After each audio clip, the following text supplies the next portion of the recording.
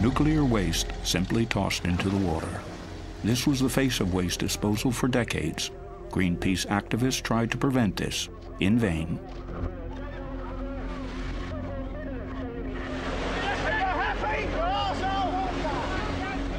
So what's the story behind all this dangerous radioactive waste in the sea?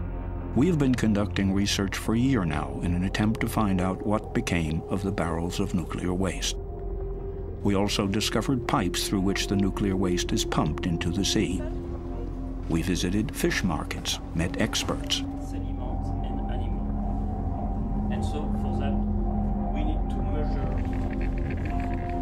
As well as a lot of people who are scared about radiation. We asked politicians about the legacy of the nuclear industry, what's actually going on down there at the bottom of the sea. And because the answers turned out to be unsatisfactory, we went looking for the barrels of nuclear waste ourselves.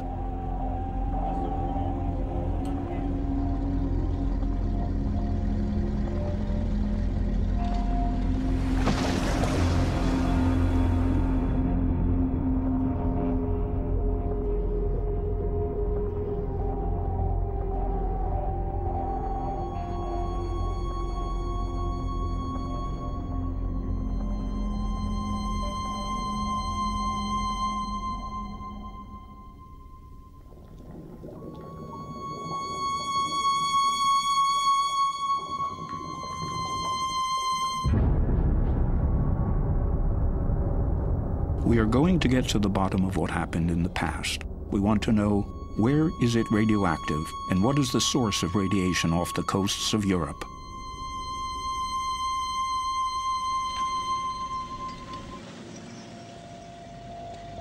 Anything radioactive was dumped in those steel barrels.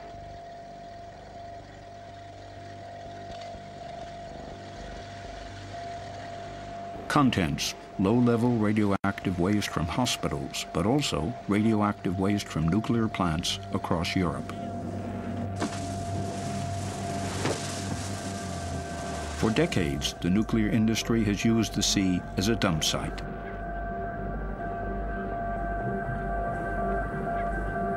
May 1967. In the port of Emden, Lower Saxony, nuclear waste from Germany, Britain, and France will be loaded onto the British cargo ship Topaz. The barrels are to be dumped in at least 4,000 meters of water. The nuclear waste was supposed to be diluted by the water. This is considered to be an absolute certainty. The British crew of the Topaz dumps the radioactive load into the sea. More than 100,000 tons of nuclear waste disappear into the North Atlantic, the Irish Sea, but also into the shallow waters of the English Channel.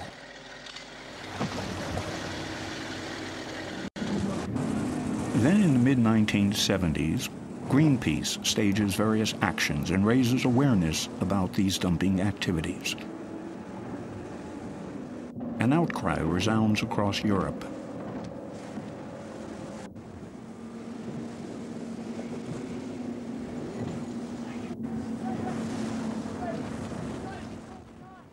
"32 years after the boat operations in the Atlantic, we meet two of the activists from that time at the Greenpeace offices in Hamburg.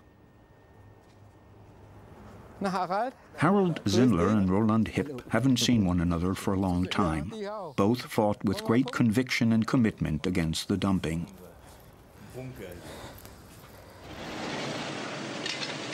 We show Harold Zindler the video footage. Even today, years later, a chill runs down his spine. This is cynical. But the nuclear industry was unmoved by the Greenpeace actions. The dumping continued. Environmentalists were criminalized and attacked.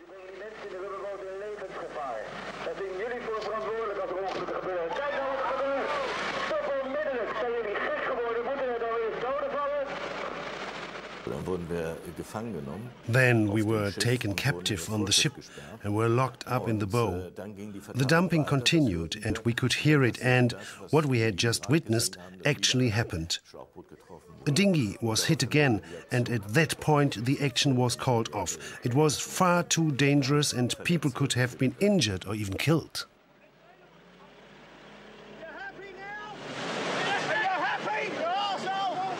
These events took place more than 3 decades ago. What has happened to the nuclear waste down there on the ocean floor since then?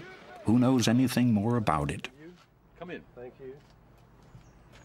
We meet with the nuclear physicist John Large in London. He was involved in the development of a British atomic bomb in the 1960s and knows a lot about the dumping, particularly by the military. Large owns an extraordinary souvenir, a non-radioactive fuel rod from the Sellafield nuclear facility. Fuel rods of this kind were sunk deep in the ground. Large tells us something surprising. The men on the ship were being exposed to radioactivity while they were on the ship. So the ship was making its way to its dump site. Those men were like ticking clocks. The longer they stayed near the waste, the better. So it was on the captain to actually reach his allocated dump site within a certain time. If the ship ran into weather difficulties or was making a bad headway, it was slow, the captain was not concerned necessarily about where to dump the waste, but the time that the crew were being, and himself, were being exposed to radioactivity. So when the clock ran out, that's when they dumped. So there can be no assurance that the radioactive waste was dumped where the civil servants said it was dumped. So how can these barrels ever be located for, say, control purposes?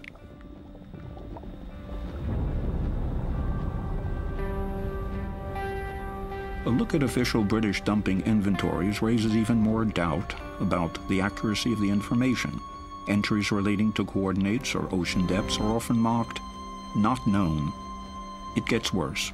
Even when it comes to information regarding radioactivity, we repeatedly read "not known, not known, not known." This is according to an inventory of dumpings in the Irish Sea. Who could possibly know where the barrels are located? Perhaps the UK Health Protection Agency, HPA, might be able to help, as it is responsible for radioactive waste.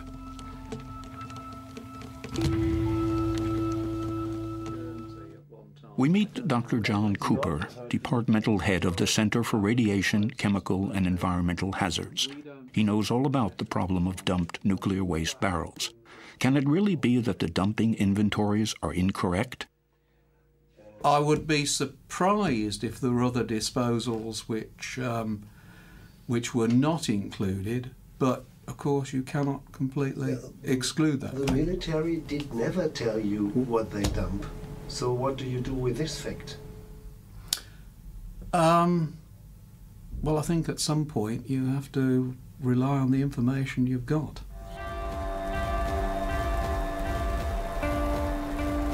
The UK nuclear reprocessing site Sellafield, formerly Windscale. The atomic waste also came from here and disappeared into the Irish Sea, into the Channel, into the Atlantic. The suspicion, highly radioactive nuclear waste may have been dumped. It was officially banned.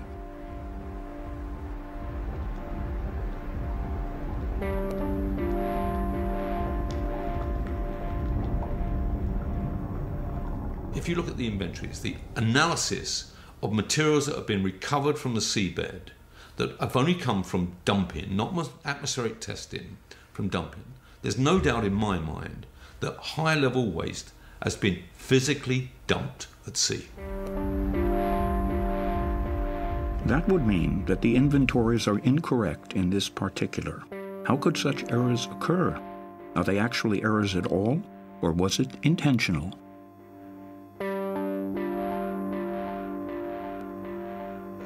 Powers that are written in a future. Michael Meacher might know more about this. He was Minister of State for the Environment from 1997 to 2003 and an opponent of the dumping policy. Charging for workplace parking levies and other measures which local authorities will put into their local charge.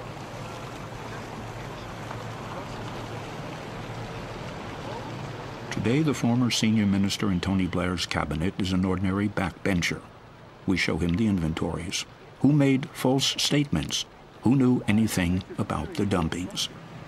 I'd be very glad to have a copy, and it's often likely to be a minor. The Commission will give guidance and advice to ensure that I suspect that that was an agreement between the Ministry of Defence, the Army, and the nuclear industry. I presume this was, I won't say a plot, but this was an agreement between them all to do something which they would rather not anyone knew about. And that's why it's now impossible to get the information about exactly what was dumped, where it was dumped. I think we have a pretty good idea where it was dumped, but we don't know, and the quantity of it we certainly don't know, and the effects of dumping that in the sea over decades or centuries, again, we don't know. I mean, this is a sort of conspiracy.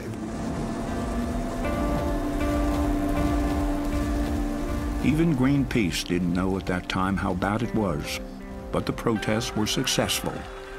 The dumping of nuclear waste was forbidden worldwide in 1993.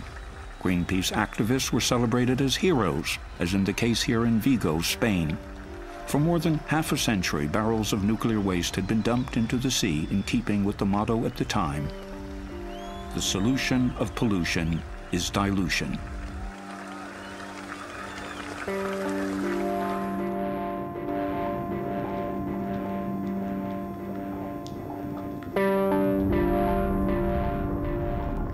The fundamental underlying problem was that they assumed that if you dilute the radioactivity with tons and tons of water, it's safe to discharge.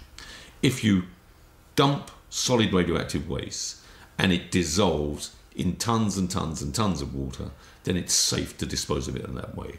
And that is being proved wrong time and time and time again.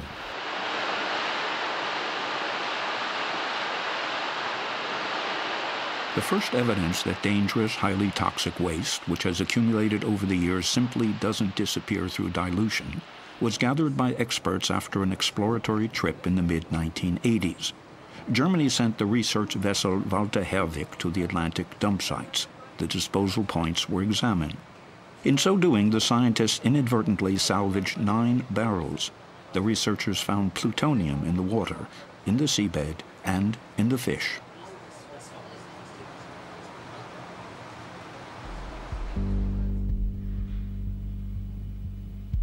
Internal papers from the Atomic Energy Agency, IAEA, state increased concentrations of plutonium in the dump sites indicate plutonium leaks from the barrels.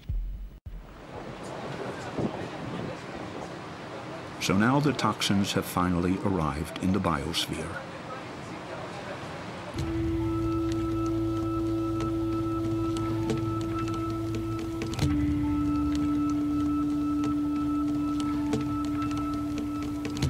Monaco, seat of the IAEA's marine laboratories. Biologists here are researching the dangers of nuclear waste in the sea.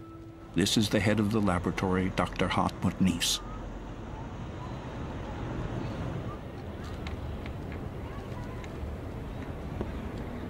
The experts feed contaminated food to marine animals. They want to find out how it will affect the organisms. Dr. Nies and his colleagues are also in charge of the barrels of dumped nuclear waste.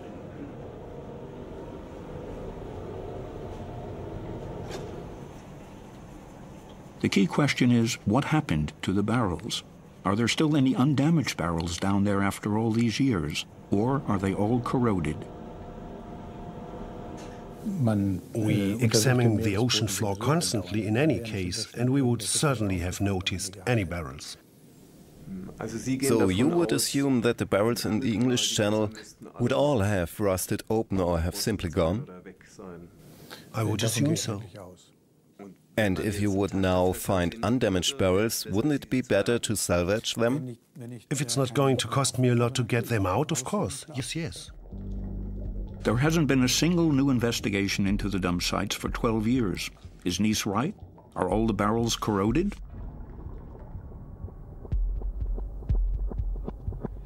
We decide to have a look for ourselves. Herd Deep, an underwater channel in the channel close to the Channel Islands, is the only dump site within range of our resources and capabilities.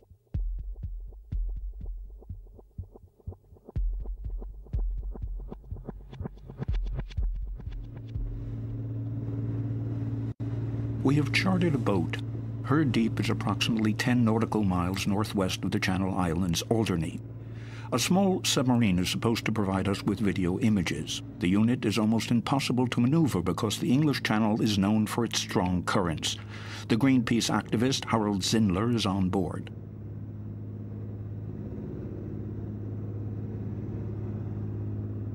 If I had the resources, I would fetch up a barrel immediately and dump it on the doorstep of those responsible. It is irresponsible. More than 28,000 barrels of nuclear waste have been dumped there. It's unbelievable. Her deep's special attribute: thousands of barrels of nuclear waste are not stored at a depth of 5,000 meters, but are sitting there in a mere 100 meters of water. Tension mounts. According to the inventories, there are munitions from the war down there, as well as nuclear waste.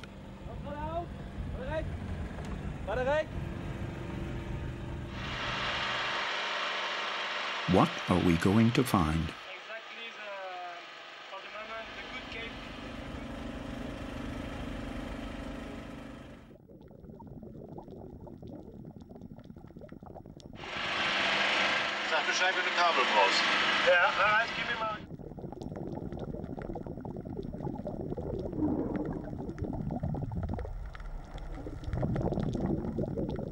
We filmed a nuclear waste barrel on the first dive, undamaged. So there are sealed barrels still down there which could be salvaged. Of course, we are not permitted to salvage the barrel.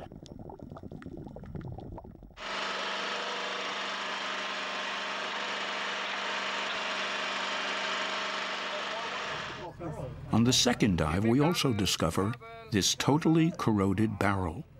Up on the boat, the find leaves Harold Zindler upset. What shocked me most here? We discovered barrels very close to land in 140 meters of water in a place where we can even see Alderney and are looking towards France, which is barely 30 minutes away.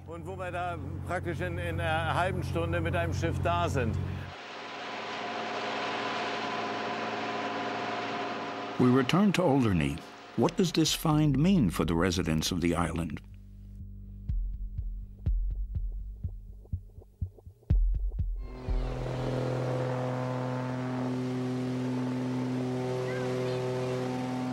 Professor Chris Busby approaching Alderney. The physicist was here decades ago. A doctor had asked him to come. There was an unusually high incidence of cancers on the island. Busby has been actively campaigning against the dangers of nuclear radiation for years now. He is regarded as something of an enfant terrible, stubborn and awkward. Rather than to listen to his pointed opinions, he is the sort of person whom the authorities prefer to stigmatize.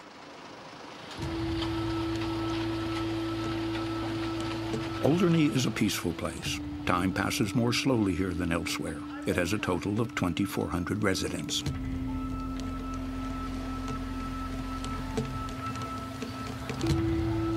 The island is also a refuge for well-to-do British pensioners.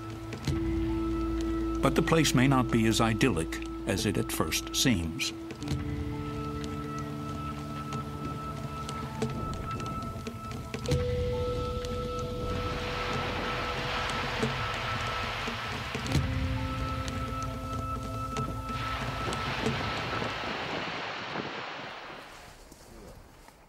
To our surprise, Busby first of all takes us to the cemetery. According to the thesis, you have to look for the victims. That will tell you more than any maximum radiation levels. 35. Where? There.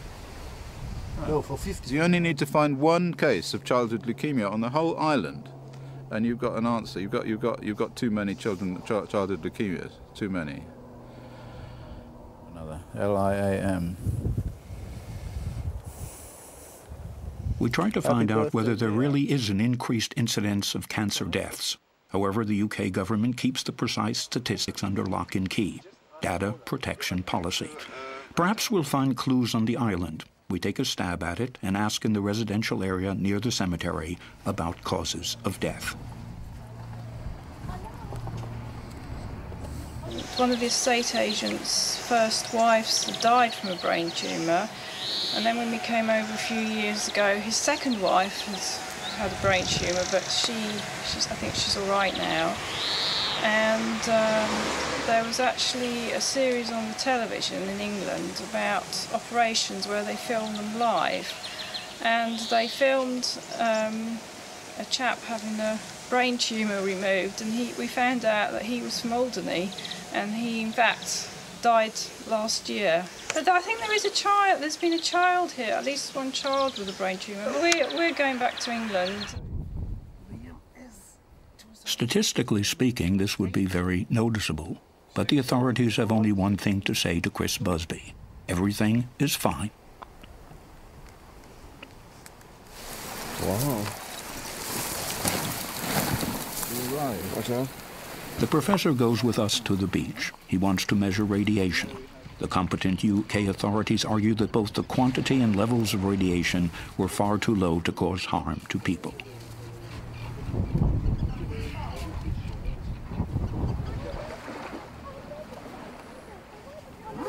What we have learned since the 1980s is that material that goes into the sea comes back to land. And it does this because the particles on the seabed, the very fine particles, attract the radioactivity, attract the plutonium and attract the cesium and all the other stuff. Professor Busby wants to go even further out. Dusk begins to fall and the tide starts to come in. Busby criticizes the authorities because they didn't do any of their own measurements, but simply guesstimated the levels of radioactivity out there in Herd Deep. I would expect to find cesium-137, ruthenium-106, a whole load of stuff.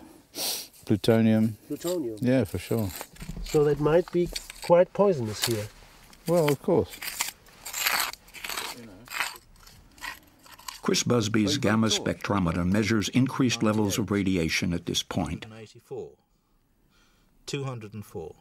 But there was a hell of a lot of uranium from the Herd Deep. They dumped an enormous amount of enriched uranium in the Herd Deep. That was a very big amount of material there, so it's entirely possible that that also has ended up here. We also take readings with our Geiger counter. It is true, the level of radiation has increased. How dangerous is this for the people here on Alderney?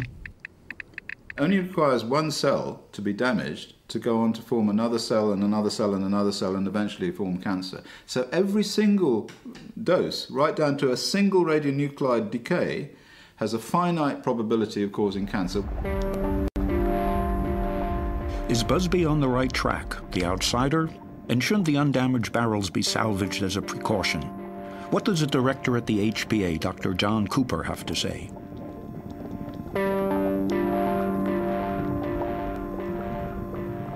I don't think there was a great risk, a significant risk from the disposals at Herd Deep. Even if it is only 100 meter.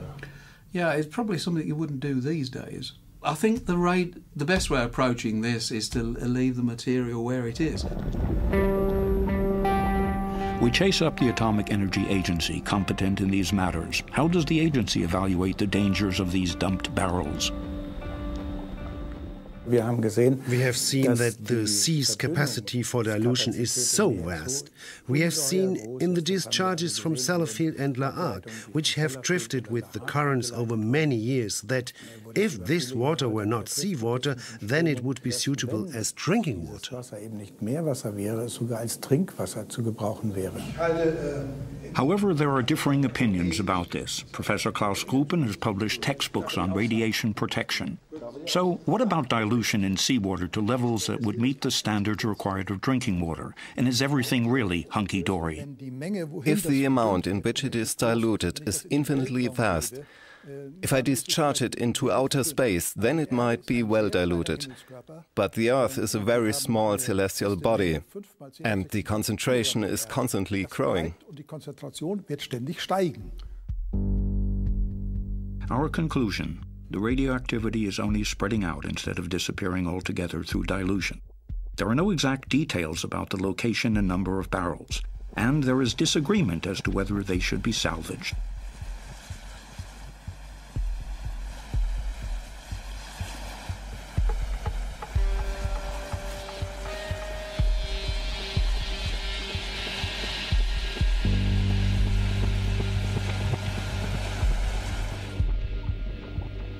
The dumping of nuclear waste in the sea was banned worldwide in 1993, yet the nuclear industry has come up with other ways.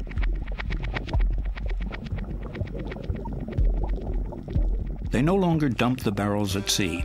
They built kilometers of underwater pipes through which the radioactive effluent now flows freely into the sea.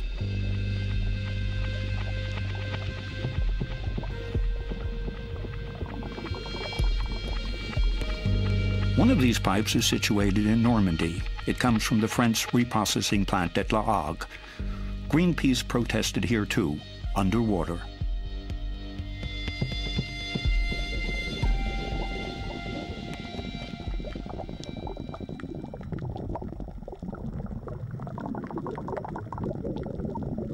To environmentalists, the matter is clear-cut. This method of disposal through pipes destroys the environment, just like the dumping of barrels. The advantage for the nuclear industry, no more bad press because of the barrels. For the disposal via waste pipes remains hidden from the public eye, quite literally. La Hague is the waste processing plant servicing nuclear waste from all over Europe. Germany's casters rolling into Normandy. But the people here are no longer willing to accept the abuse of the sea as a nuclear dustbin.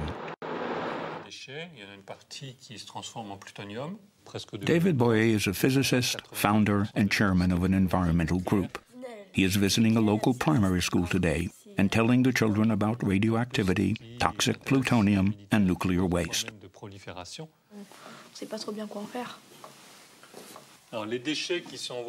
David Boyer asks us to come with him to the fish market.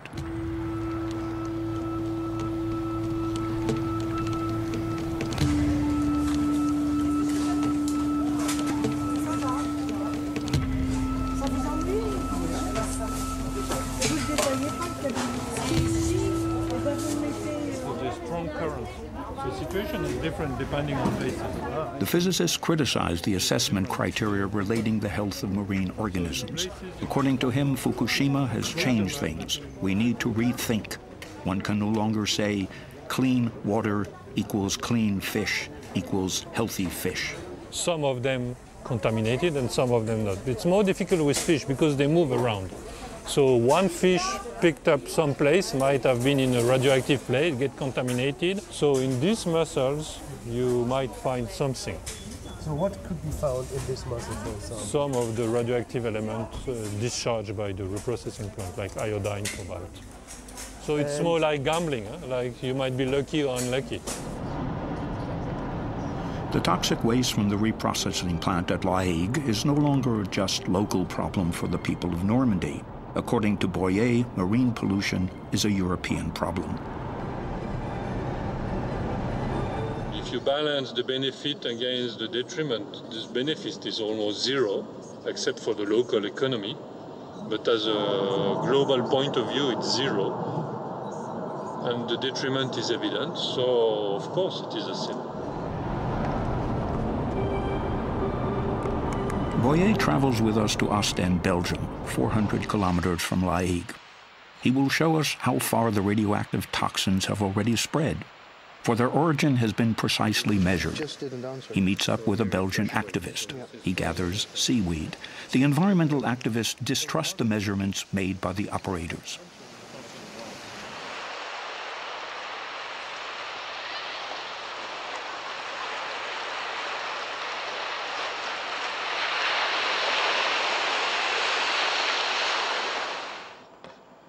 Boyer travels with us to Holland. He wants to collect seaweed samples for his lab here as well.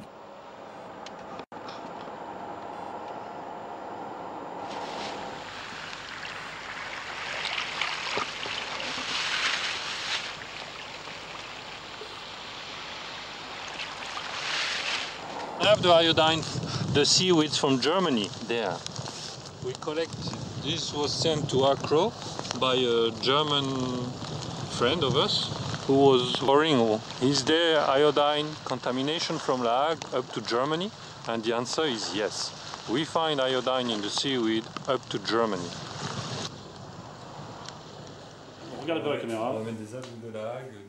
We are back in Accra's labs, the Citizens Initiative. The water that was just brought here by volunteers has given a 5-fold higher tritium value than the rating supplied by the French operator Arriva. It is now obvious why the citizens take their own measurements.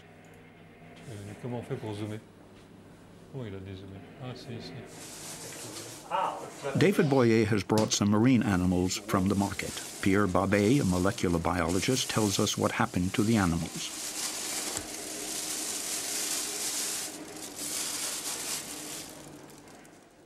We now know that there is a very good exchange between the deep sea and the upper water layers. The radioactive toxins accumulate in the food chain. This little worm here, for example, can contain 2,000 to 3,000 times more radioactivity than its environment. It is then eaten by the next biggest creature and so on. At the end of the food chain, we discovered damage to the reproductive cells of crabs. And this damage, these genetic defects, are inherited from one generation to the next. And the effects and the mechanism of human cells and animal cells are the same? Yes, yes. I don't know, a cell in human or in animal, it's the same.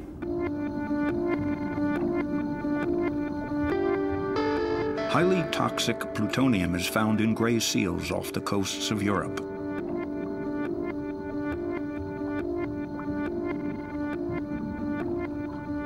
Radioactive cesium has been found in porpoises.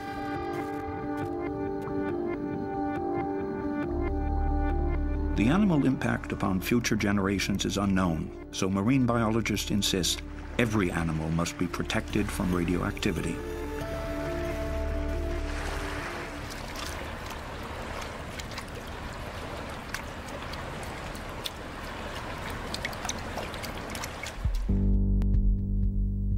But how dangerous is the nuclear waste in the sea for us humans? We look for answers to this question in the UK, in Sellafield. There have been some alarming reports from there. The second disposal pipe for Europe's nuclear waste is located in the north of England.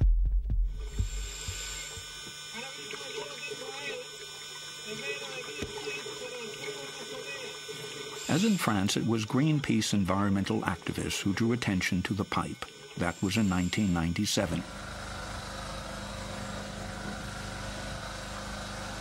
Also present, the then 35-year-old Sean Burney. And the electricity.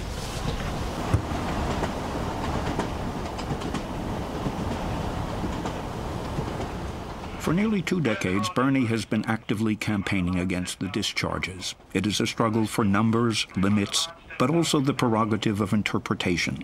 Burney is concerned about the people here on the coast. The government has had many of them examined.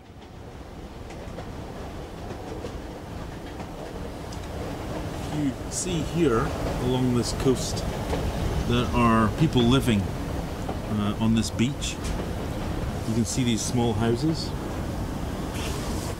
And they are what's considered one of the critical groups because they live right on the beach. They're exposed every day to the sea and therefore to radiation coming in from the sea. So their houses are full of plutonium dust. Their bodies will be more radioactive. They'll have plutonium in their teeth. The closer you are to Sellafield in the UK, the more plutonium you have in your teeth.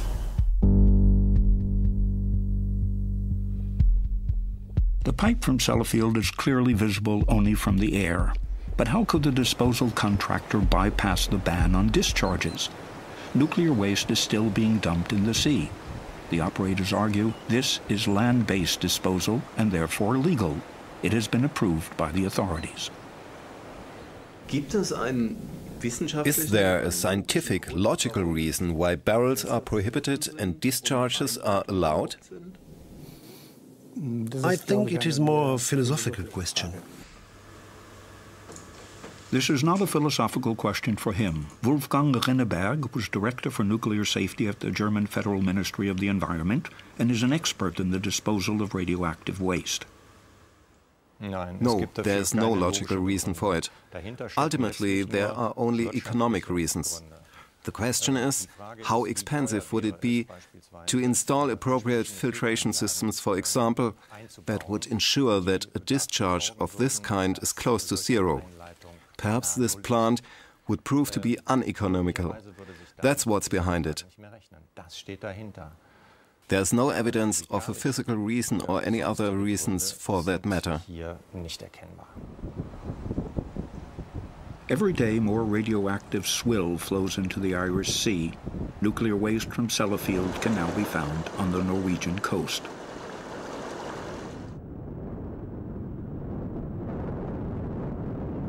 In the meantime, the local residents are given to believe all is under control here on the beaches around Sellafield. The staff at Sellafield make their presence felt. The operators and authorities both claim there is no risk. Checks and controls are being carried out all the time. And yet plutonium can be found here on a daily basis. The toxic waste returns from the sea here as well. It leaches out, it dries, and is left lying on the beach.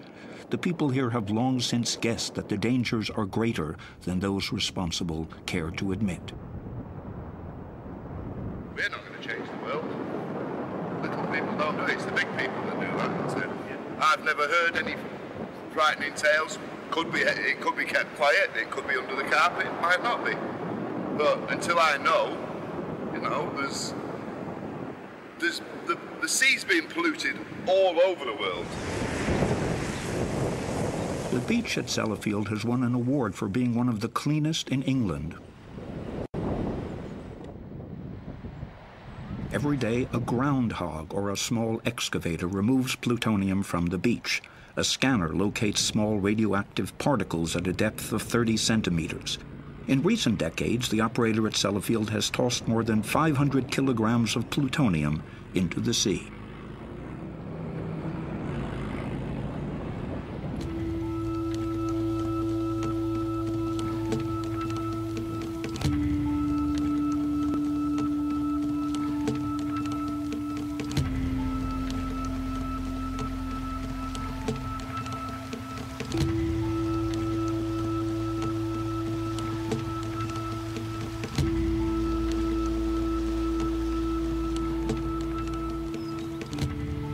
A woman from the Netherlands, Janine Alice Smith, lived inland from Sellafield for many decades. She is positive that the British authorities are playing down the problem of radioactivity. And she is also convinced that years ago, plutonium from Sellafield caused her young son's illness, leukemia. So the reason we used to go to the beach, and we used to spend lots of time on the beach. And like all babies, he picked up sand, he put it over his head, he put it in his mouth. At the age of 12, he got leukemia. And I then realized that he was not the only one. There were more children in the area. Donald, he did okay. He was diagnosed as a little child, but at the age of 19, he was afraid that it would come back. And Gemma, she died at the age of 7. She had to have a bone marrow transplant, but she died of infection. Windscale, the biggest commercial nuclear reprocessing works in the world. As early as the 1980s, regional television had already reported of the increased incidence of leukemia in children. For journalists, it was obvious that the operator and even the health authorities were in denial about the true extent of the danger. As many as 3 pupils at the same primary school in Seascale developed leukemia. Despite Yorkshire Television's intense coverage of the issue, the discharges continued. In the world. The radioactivity here can be measured quite simply with a Geiger counter. It's in the mud and it's on the beach. Scientist Dr. Philip Day is measuring this radioactive pollution. We tried to find out if there was any truth in these reports. It is strictly forbidden to film around the reprocessing plant at Sellafield, nor is it possible to take photographs on site, nor can we get near to the discharge pipe. It proves difficult to arrange an interview. As a last resort, we finally meet in the car park in front of the plant. What is the link between the radioactive waste and the leukemia cases? Obviously, the leukemia issue is a difficult one. It's been investigated for years by the UK medical authorities, who are the right people to investigate that sort of issue. And their conclusions are that the leukemia excesses around Sellafield, in one particular locality, cannot be due to our operations. On the basis of that reasoning, the beach remains open in spite of the plutonium finds. It has been long since assumed within the scientific community that chronic poisoning, even low radiation doses, can trigger cancer. We drove 10 kilometers inland because it is also possible to find the toxic deposits here. The level of radiation has increased on this riverbank. Janine Alice Smith and Sean Burney show us. It's going up slightly. It's going up to about 30, so that is 3 times nearly what we found sort of lower on the road when we started. And this is a spot which is freely accessible to the public. A bridle path leads along the riverbank. Burney and Alice Smith are critical of the authorities. They believe that they are being deliberately imprecise about their work.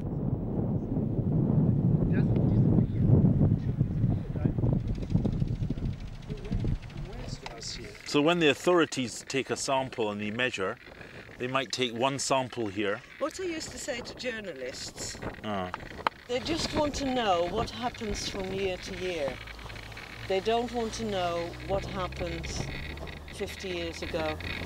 And, you know, they try and hide that, but it's there. So you don't take deep samples, they don't take deep samples. They take surface, very few samples are taken. So they get the evidence that they're looking for rather than what would be in the interests of public health. The authorities haven't even measured plutonium at this spot. We take a soil sample and will have it evaluated back in Germany at the University of Mainz. The result turns out to be alarming. The amount of plutonium is up to 10 times higher than the permissible limit. Okay, that's the first sample. The other sample will come from far more. How dangerous is it to live in Sellafield? Professor Richard Wakeford from the University of Manchester doesn't think it's that dangerous. The operators like to quote him. After having worked for almost 30 years in the nuclear industry, he is considered to be one of the luminaries on the subject of radiation risks. Yeah, well, I think that's... We go into the corner over there. Prepare the chair over there. Sure, okay. I assess the risks from radiation in an aircraft flight or living in Seascale to be very small, and it should really not be of major concern to parents or anyone else. There are much more important things to be worried about. There are 2 major ideas. Either childhood leukemia is a rare response to a common but as yet unidentified infection, or large-scale urban-rural population mixing, there has been an increase of childhood leukemia. I mean, that's very compelling epidemiological evidence. Conclusion. Either a virus or population mixing around Sellafield is responsible for cancer, but not the highly toxic nuclear waste from the sea? I mean, there was... We are confused and ask a German expert, the physician Klaus Hoffmann, a member of the various German federal government's radiation protection committees. We meet the busy scientist in a Bonn hotel. What do you say when UK experts stand there and proclaim that these connections don't exist? Well, they are simply wrong. There is little evidence for the population mixing hypothesis, and there is absolutely no evidence of the virus hypothesis. There is neither a virus, nor are there antibodies. In other words, forget this whole infection hypothesis. These hypotheses that have arisen primarily to explain away any risk from radiation. Das Strahlenrisiko eben wegzudiskutieren. It is no longer possible to explain away radiological risks contained in internal IAEA documents. Here we read of the advantages, low energy costs, jobs. But there is also a record here of the very things Professor Wakeford is refuting. Radiation is indeed responsible for shorter life expectancy and premature death. Cancer is also named as the cause: leukemia, bone cancer, thyroid cancer, lung cancer. Here are private videos from a children's cancer ward in Wales. Professor Chris Busby sent them to us.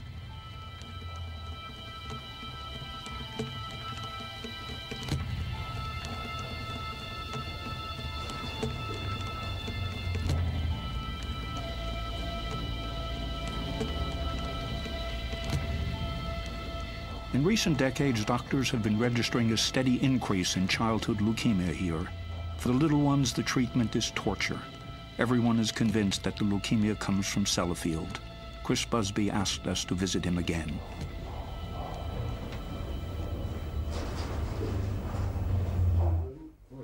Together with his colleague Richard Bramhall, Busby tells us an incredible story. The cancer statistics around Sellafield are 10 times higher than in the rest of the country. About 20 now, if they're alive. Or else you have to find somebody. They will do anything to cover up the truth. We were leaked that data, the database from the Wales Cancer Registry. Someone had a bad conscience. Eventually the Wales Cancer Registry people said, oh, well, we'll give you the data, but not down to the small areas, but down to like the county district areas, which is much bigger.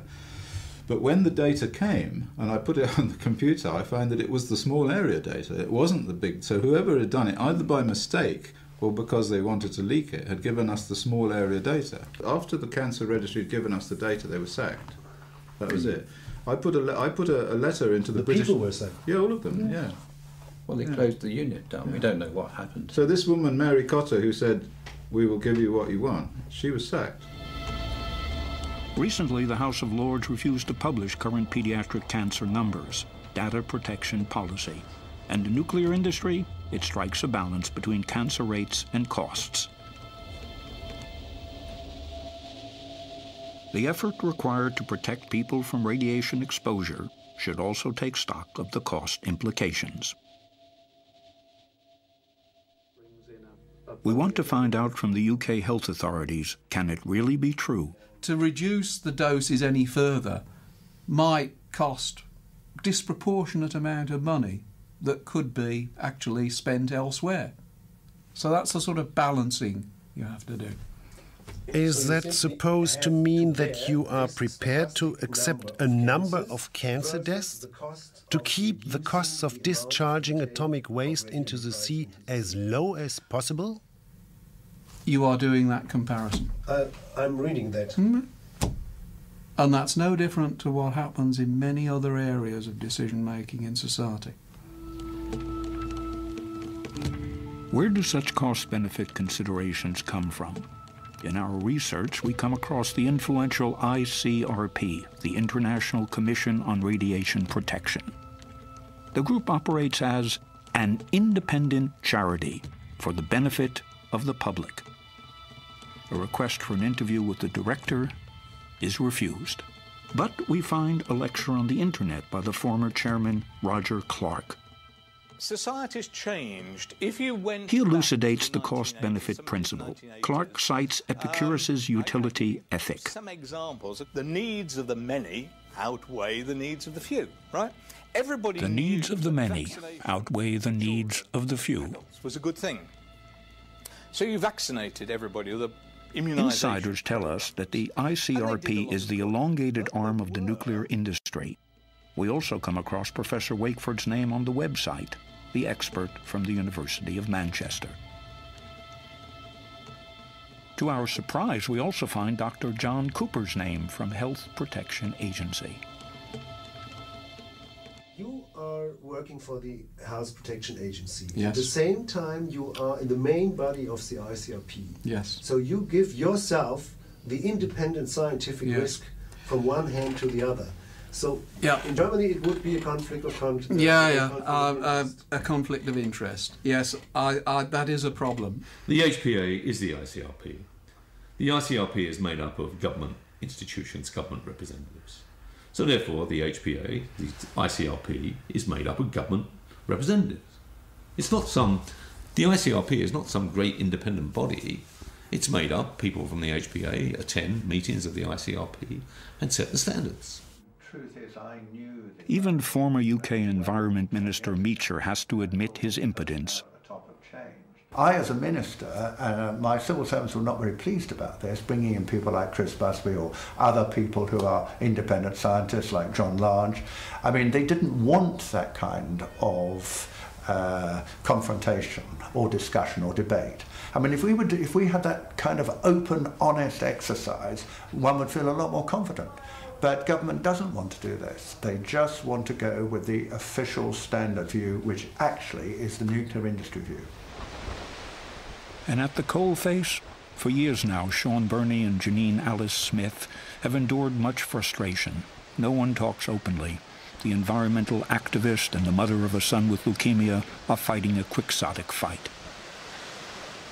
I think in a way it's quite a sad place. It used to be a really thriving holiday place. People used to come from all over with trains from all parts of Cumbria. Anger that decisions by governments over many decades have created this nuclear disaster on this coastline, and for most people here, they don't know about it, or if they do know about it, they don't want to know about it. It's out with their control. It's a decision made by government in London. Sellafield and La Hague show that the disposal of waste into the sea was, and still is, a mistake.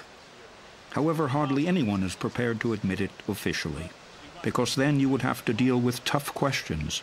Who was lying? What can still be salvaged? And who is going to pay for it? From the northeast Atlantic dump sites all the way up to the coast of Norway, nuclear contamination from barrels and pipes is a problem which is deliberately being brushed under the carpet. This can only be resolved by sealing off the pipes and salvaging the undamaged barrels wherever possible.